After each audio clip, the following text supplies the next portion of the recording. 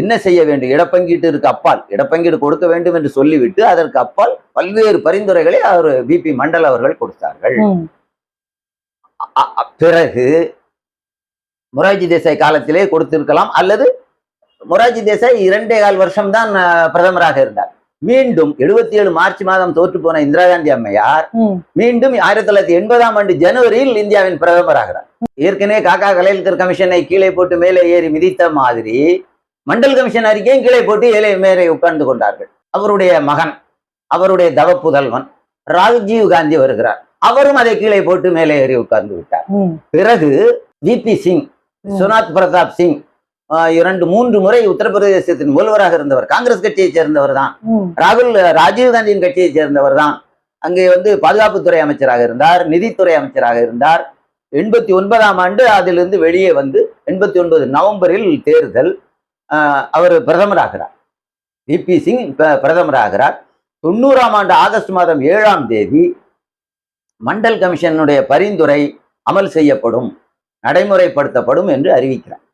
அது அவர் ஒரு பெரிய பெரும்பான்மை பெற்று ஆட்சி அமைக்கவில்லை, 140-145 இடங்கள் பெற்று ஆட்சி அமைத்தார். அப்போது அந்த தேர்தலில் 89ஆம் ஆண்டு நாடாளுமன்ற தேர்தலில் பாரதிய ஜனதா கட்சி 88, கிட்டத்தட்ட 90-85 மேல இடங்கள் வெற்றி பெற்றிருந்தால் அந்த ஆதரவை வைத்து அவர் பிரதமராக இருந்தார். இவர்கள் உடனே ஆதரவை திரும்ப பெற்றுக் கொண்டார்கள்.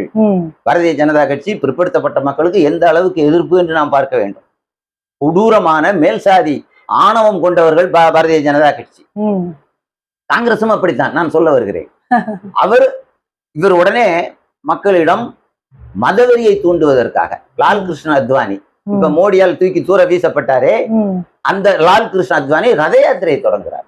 அது ரத்த யாத்திரை, ரத்தம் சிந்தப்பட்டது, அதனால் ரத்த யாத்திரை என்று சொல்கிறோம். மதவெறியை தூண்டி இந்த பிற்படுத்தப்பட்ட மக்களின் எழுச்சியை நசுக்குவதற்காக அவர் முயன்றார், முயற்சி செய்தார்.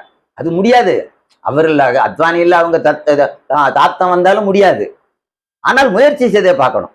அப்ப நாடாளுமன்றத்தில் மண்டல் கமிஷன் அறிக்கையை அமல்படுத்துவோம் என்பது பற்றி விவாதம் வரும்பொழுது ராஜீவ் காந்தி, யாரு ஆனானப்பட்ட ஜனநாயகவாதி நேரு, ஜவஹர்லால் நேரு, ஆசியாவின் ஜோதி ஜவஹர்லால் நேரு, அன்னை இந்திரா காந்தி அம்மையார், அவர் நேருவின் பேரன், அன்னை இந்திரா காந்தியின் மகன் ராஜீவ் காந்தி மண்டல் கமிஷன் பரிந்துரைகளை அமல்படுத்த கூடாது, இதர பிற்படுத்தப்பட்ட சமூகங்களுக்கு இடப்பங்கீடு ஒன்றிய அரசு பணிகளில் வழங்கக்கூடாது என்று 1.25 மணி நேரம் பேசினார்.